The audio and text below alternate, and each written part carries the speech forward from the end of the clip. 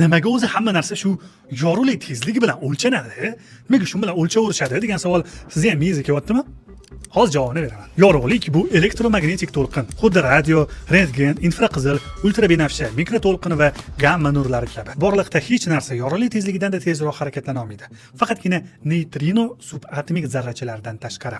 Ular 99,99 milliard darajada yorug'lik tezligiga juda ham yaqin harakatlanadi. Lekin unchalik emas. Mana masalan, yorug'lik 299,100 dan 792 km/s, neytrino bo'lsa 299,100 dan 338 km/s. Eng alam qiladigani shundaki, aynan yorug'lik tezligidan tezroq harakat qila oladigan jism yoki materiya vaqt bo'ylab orqaga harakatlanishi mumkin. Chunki yorug'lik umuman massasi yo'q, shunchaki mayda zarrachalardan, fotonlardan tashkil topgan. Fotonlarning massasi bo'lmagani uchun ham ular uchun vaqt tushunchasi umuman begona. Ular abadiy, har doim mavjud bo'lishi mumkin.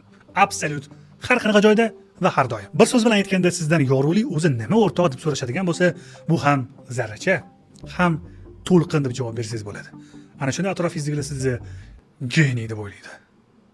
Yorug'lik tezligi qanchalik tez bo'lmasin o'rtoqlar, koinot aql bovar qilmas darajada ulkan, katta, bigger. Chunki mana tasavvur qiling, har doim bizani ertalab uyg'otadigan quyosh, shunchaki uni nuri bizga yetib kelgunga qadar 8 daqiqa o'tadi. 8 daqiqa. Ha, o'sha siyqasi chiqqan ma'lumot, siz har doim quyoshni eski, ya'ni 8 daqiqa avvalgi holatini ko'rasiz. Osmondagi boshqa bir yulduzlarning nuri bo'lsa, aslida ularning million yillar avvalgi nuri bo'lishi ham mumkin. Shuning uchun ham osmonga qaraganingda tarixga qaraysan deb aytishadi.